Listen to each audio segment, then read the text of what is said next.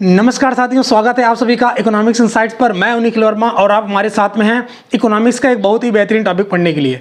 दोस्तों, मैं आपको बता दूं कि हमारा जो सेशन होने वाला है, यानी इस समय जो सेशन चल रहा है, उस सीरीज़ में मैंने कॉस्ट की बात कर रखी थी और आज का जो सेशन होने वाला है उस सेशन में भी मैं कॉस्ट की ही बात करूँगा, यानी लागत की बात करूँगा। यानी पिछले जो सेशन मैंने किया था उसमें मैंने कॉस्ट से रिलेटेड यानी कुछ टाइप्स बताए थे, यानी क्लासिफिकेशन ऑफ कॉस्ट के बारे में बात करा था। लेकिन आज का जो टाइप है, यानी आज का जो सेशन होने वाला है, इस सेशन में भी मैं आपको कॉस्ट से रिलेटेड टर्मिनोलॉजी बताऊंगा।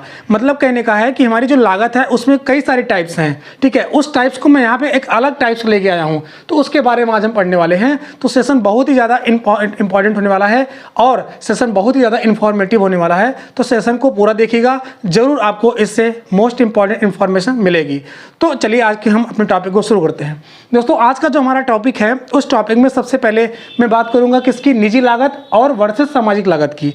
मतलब कि आपको यहाँ पे ये जानने को मिलेगा कि यानी प्राइवेट कॉस्ट क्या होती है और सोशल कॉस्ट क्या होती है। आपने बहुत सारी चीज़ों को, ऐसी टर्मिनोलॉजी को सुना होगा, लेकिन आपके माइंड में कहीं ना कहीं ये क्यूरियोसिटी होगी, जानने की इच्छा होगी एक्चुअल में होता क्या है।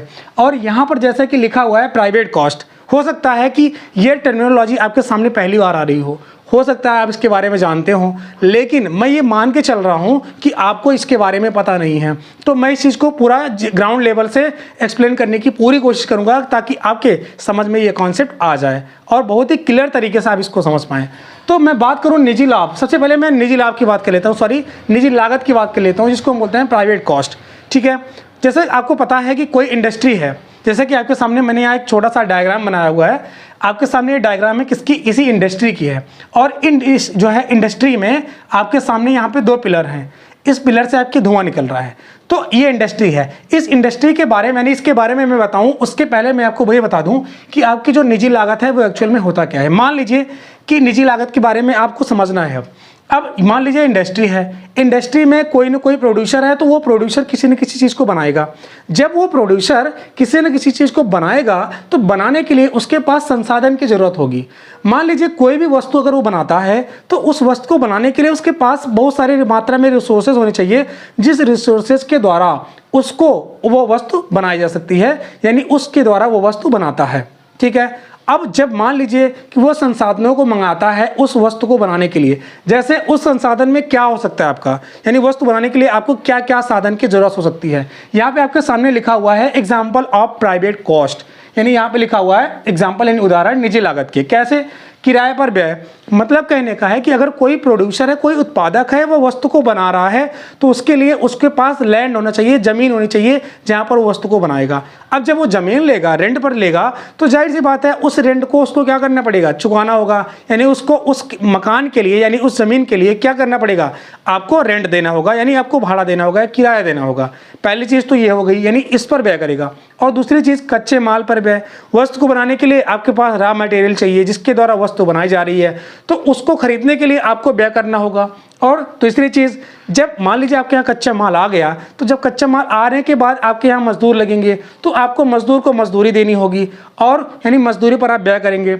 और तीसरी चीज़ क्या है, परिवहन पर व्यय। यानी कोई भी साधन है, कोई भी संसाधन आपके यहाँ आ रहा है तो वो किसी न किसी ट्रांसपोर्ट के माध्यम से ही आएगा, तो यानी ट्रांसपोर्ट का फीस आपको देनी पड़ेगी, यानी आप उसको व्यय करेंगे, यानी उसको आप क्या करेंगे, पेमेंट करेंगे।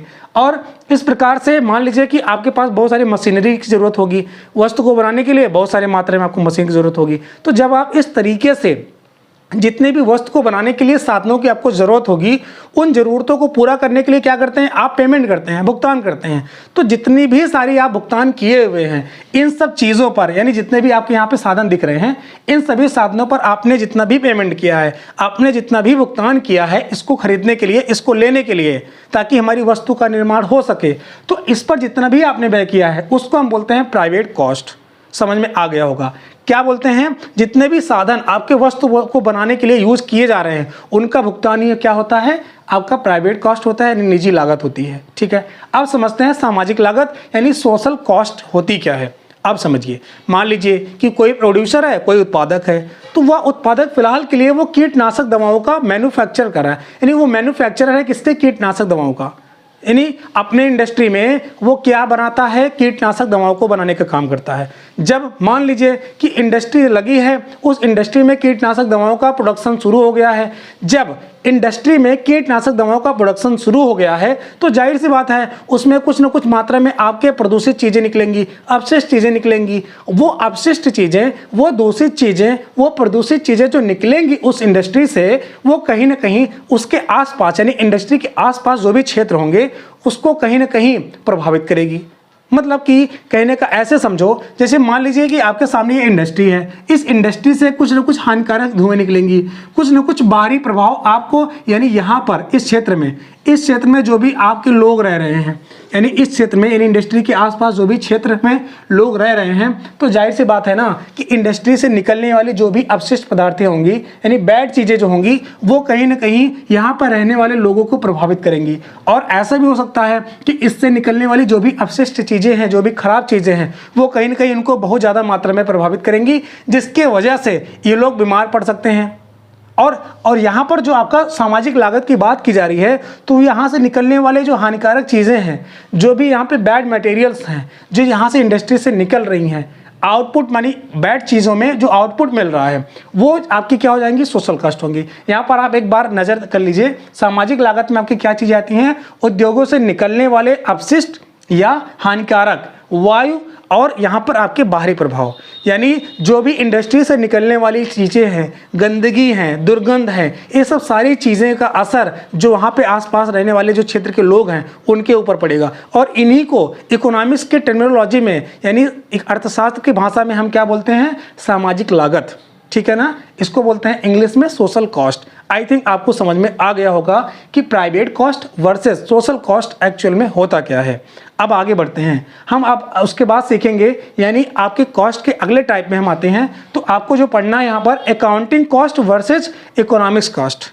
आपने बहुत सारे बार सुना होगा कि लेखांकन लागत, इसको हम बोलते हैं अकाउंटिंग कॉस्ट, और यहाँ पर आर्थिक लागतें जिसको हम बोलते हैं इकोनॉमिक्स कॉस्ट। अब इसके बारे में समझते हैं कि ये सबसे पहले समझेंगे कि अकाउंटिंग कॉस्ट होता क्या है, उसके बाद बात करेंगे इकोनॉमिक्स कॉस्ट की, ठीक है। तो समझते हैं अकाउंटिंग कॉस्ट यानी इसको हम बोलते हैं लेखांकन लागतें। अब ध्यान से समझिए, जैसे मान लीजिए कि कोई उत्पादक है, कोई इंडस्ट्री है, कोई बिजनेसमैन है। अब वो बिजनेसमैन, मान लीजिए कि कोई फर्म है, मान लीजिए सपोज दैट क्या है, एक फर्म है, क्या है ये फर्म है, और इस फर्म को चलाने वाला कोई ना कोई बिजनेसमैन होगा, कोई ना कोई क्या होगा, बिजनेसमैन होगा, कोई ना कोई प्रोड्यूसर होगा। मान लीजिए कि इस फर्म में बहुत सारी चीज़ों का मैन्युफैक्चर हो रहा है, बहुत सारी चीज़ें यहाँ पे मैन्युफैक्चर की जा रही हैं। तो बहुत सारी चीज़ें जब मैन्युफैक्चर की जा रही हैं तो जाहिर सी बात है मैन्युफैक्चर में आपके बहुत सारे रिसोर्सेज लगेंगे। जब यहाँ पर आपके सामने बहुत सारे क्या लगेंगे, रिसोर्स लगेंगे, जब आपके सामने यहाँ पर बहुत सारे रिसोर्स लगेंगे तो जाहिर सी बात है इन रिसोर्सेज को पेमेंट करना होगा। जैसा कि मैंने आपको अभी बताया, ये सब क्या है, ये सब सारे रिसोर्सेज ही हैं। इन रिसोर्स को, इन साधनों को खरीदने के लिए कोई भी उत्पादक व्यय करता है, तब इन चीज़ों को प्राप्त करता है। तो वैसे ही कोई बिजनेसमैन है, इस बिजनेसमैन कोई फर्म है, इस फर्म में वो किसी चीज़ को प्रोड्यूस कर रहा है। जब वो प्रोड्यूस करेगा तो रिसोर्सेज की जरूरत होगी, जब रिसोर्सेज अपने यहाँ खरीद लाएगा तो जाहिर सी बात इसका पेमेंट करना होगा। और जितनी मात्रा में, जितनी ज़्यादा पेमेंट की जा रही है या रिसोर्स को खरीदने के लिए जो भी पेमेंट की जा रही है वो पेमेंट आपका आता है अकाउंटिंग कॉस्ट में। यानी आपका यहाँ पर लेखांकन लागतों के अंतर्गत जो भी उत्पादक अपने वस्तु का निर्माण करने के लिए रिसोर्सेज को कलेक्ट करती है और उसका पेमेंट करती है, तो वह पेमेंट यानी वह भुगतान ही आपका क्या कहलाती है, लेखांकन लागतें कहलाती हैं, ठीक है। अब आपका जो यहाँ पर इकोनॉमिक्स कॉस्ट है ये लेखांकन लागतों से अलग कैसे हो जाता है, अब इसको समझिए। मान लीजिए कि इंडस्ट्री में कोई न कोई किसी न किसी चीज़ की प्रोडक्शन हो रहा है, कोई ना कोई वस्तु आपके यहाँ बन रही है। जब वस्तु बनेगी तो जाहिर सी बात है उसका कोई ना कोई मैनेजमेंट देखेगा, यानी प्रोड्यूसर ही तो मैनेजमेंट देखेगा। जब वो प्रोड्यूसर मैनेजमेंट देखेगा तो जाहिर सी बात है यहाँ पर उसका जो रिसोर्सेज है उस रिसोर्सेज के लिए वो पैसा तो देगा ही देगा, यानी रिसोर्सेज को खरीदने के लिए पेमेंट तो करेगा ही। उसके साथ ही साथ जो प्रोड्यूसर है उस प्रोड्यूसर का उसमें उसका टाइम जा रहा है, यानी उसका समय भी खर्च हो रहा है, और उस समय का पेमेंट कोई दूसरा नहीं करेगा उसको, यानी प्रोड्यूसर को जो अपना टाइम जो है उसमें लगा रहा है अपनी वस्तु का निर्माण करने में, अपनी पूरी इंडस्ट्री में, उसका पेमेंट तो कोई अदर करने वाला नहीं है। उसका जो टाइम जा रहा है उस टाइम का पेमेंट कोई दूसरा नहीं करेगा, उसका पेमेंट उसको वैसे ही मिलेगा। और दूसरी चीज़, मान लीजिए को प्रोड्यूसर उस इंडस्ट्री में काम कर रहा है तो जाहिर सी बात है इंडस्ट्री में काम करने के लिए वो अपना पूरा टाइम देगा। और दूसरी चीज़, ऐसा भी हो सकता है कि वह कहीं ना कहीं क्या करेगा, अपने वस्तु को बनाने के लिए कहीं ना कहीं ज़मीन यानी भूमि वो क्या करेगा, किराए पर लिया होगा। जब वो किराए पर लिया होगा तो उसका किराए उसको रेंट देना होगा। लेकिन अगर ऐसा हो जाए कि वह प्रोड्यूसर अपने ही ज़मीन पर वो इंडस्ट्री स्थापित कर ले, इस्टेब्लिश कर ले अपने ही ज़मीन पर, जब वो इंडस्ट्री अपने ही ज़मीन पर इस्टेब्लिश कर रही है, स्थापित कर रही है, तो जाहिर सी बात है कहीं ना कहीं अगर वो अपने जो भूमि को किसी और को देता तो उसको रेंट मिलता। लेकिन जब वो अपने ज़मीन पर ही वो अपना इंडस्ट्री स्थापित कर रहा है तो जाहिर सी बात है उसको रेंट के रूप में जो भी चीज़ें मिल रही हैं, हालांकि रेंट तो नहीं मिलेगा क्योंकि वो अपने ज़मीन पर काम कर रहा है, लेकिन वही रेंट अगर दूसरे किसी भूमि को दिया होता, यानी दूसरे किसी को भूमि दिया होता तो उसका रेंट मिलता। तो वो रेंट क्या है उसका, वो आपका एक प्रकार से अस्पष्ट लागत है। और दूसरी चीज़ जो उसको इंटरेस्ट मिलेगा, यानी ऐसे भी हो सकता है कि मान लीजिए कि वो उसके पास जो भी कैपिटल है, अगर वो कैपिटल किसी और को देता तो उसके बदले में उसको इंटरेस्ट मिलता, लेकिन वो अपना कैपिटल अपने ही इंडस्ट्री में लगा रहा है, तो जाहिर सी बात है कहीं ना कहीं उस इंटरेस्ट के रूप में आपको कैपिटल मिलेगा ही मिलेगा। वो अस्पष्ट नहीं हो रहा है, यानी वो क्या है, वो अस्पष्ट है। ठीक है, तो इस तरह की बहुत सारी ऐसे फैक्टर्स हैं जो किसी प्रोड्यूसर को मिलते तो हैं लेकिन वो अस्पष्ट दिखाई नहीं देते हैं इस तरीके के। और दूसरी चीज़ वहाँ पर उसका रियल कॉस्ट भी लगता है, और रियल कॉस्ट का मतलब क्या होता है मैंने ऑलरेडी आपको एक्सप्लेन किया हुआ है। जो जिसको भी नहीं पता है वो हमारे प्लेलिस्ट में जाए और वहाँ पर प्लेलिस्ट में जा करके वो विजिट कर सकता है कि मैंने कॉस्ट के बहुत सारे वेरिएबल्स यानी बहुत सारे क्लासिफिकेशन मैंने बताए हैं, उसमें रियल कॉस्ट मैंने अच्छे से एक्सप्लेन किया हुआ है। आप जाके वहाँ पर विजिट कर सकते हैं और आपके समझ में आ जाएगा। तो जो प्रोड्यूसर है उसका प्रोड्यूसर का रियल कॉस्ट भी लगता है उस इंडस्ट्री में। तो इस तरीके के बहुत सारे ऐसे फैक्टर्स हैं जो एक प्रोड्यूसर को मिलता है लेकिन वो अस्पष्ट नहीं होता है, वो दिखता नहीं है, तो इसको क्या बोलते हैं, अस्पष्ट लागतें बोलते हैं। ठीक है, तो जो आपका इकोनॉमिक कॉस्ट है यानी आर्थिक लागतें हैं, इस आर्थिक लागतें में आपके जो लेखांकन लागतें हैं, लेखांकन लागतों का मतलब मैंने आपको बता ही दिया है। थोड़ा सा मैं बता दूं कि यानी जो भी रिसोर्सेज पर व्यय किया जा रहा है उन सभी व्ययों को अगर हम जोड़ देंगे, उन सभी लागतों को अगर हम जोड़ देंगे तो आपका क्या हो जाएगा, लेखांकन लागतें। तो लेखांकन लागतों के अलावा आपका जो अस्पष्ट लागत है, उस अस्पष्ट लागतों को अगर हम लेखांकन लागत में जोड़ देंगे तो वो आपका क्या हो जाएगा, इकोनॉमिक कॉस्ट हो जाएगा। यहाँ पर आप देख सकते हैं आर्थिक लागतें के बारे में पढ़ रहे हैं, तो लेखांकन लागत के मतलब है अस्पष्ट लागतें। जो भी प्रोड्यूसर किसी वस्तु को खरीदने के लिए डायरेक्ट पेमेंट करता है, मुद्रा के रूप में पेमेंट करता है, वो आपका लेखांकन लागत हो जाएगा। और यह कोई क्या करता है, कोई लेखांकन ही कर सकता है, यानी अकाउंट, कोई जो अकाउंट करने वाला होता है वो इसी कास्ट को क्या करता है, जोड़ता है। और वहीं पर जो इकोनॉमिक्स होते हैं, जो अर्थशास्त्री होते हैं, वो अर्थशास्त्री क्या करते हैं, लेखांकन लागतों को तो जोड़ते ही हैं प्लस साथ में अस्पष्ट लागतों को भी जोड़ते हैं। हो सकता है आपको यहाँ पे ना दिख रहा हो तो यहाँ पर लिखा हुआ नीचे आर्थिक लागत इक्वल टू लेखांकन लागतें प्लस अस्पष्ट लागतें। लेखांकन लागतें वही है जो अस्पष्ट हैं, अस्पष्ट लागतें का मतलब है कि जो प्रोड्यूसर को अस्पष्ट नहीं हो रहा है, यानी उसको मिल तो रहा है लेकिन वो अस्पष्ट तरीके से नहीं है, अस्पष्ट तरीके से है। तो इन सबको जोड़ने से आपका क्या मिलता है, आपका आर्थिक लागतें यानी इकोनॉमिक कॉस्ट हो जाता है। आई होप आपको समझ में आ गया होगा कि प्राइवेट कॉस्ट और सोशल कॉस्ट क्या होती है। इसके साथ ही साथ आपने आज जाना है अकाउंटिंग कॉस्ट वर्सेज या और इकोनॉमिक कॉस्ट। ठीक है ना।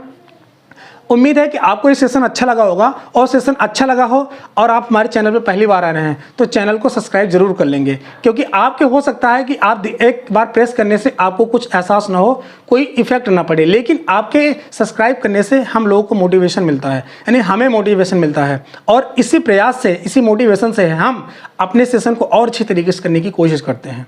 मिलते हैं किसी और अच्छे सेशन के साथ, तब तक के लिए अपना ख्याल रखिए। धन्यवाद।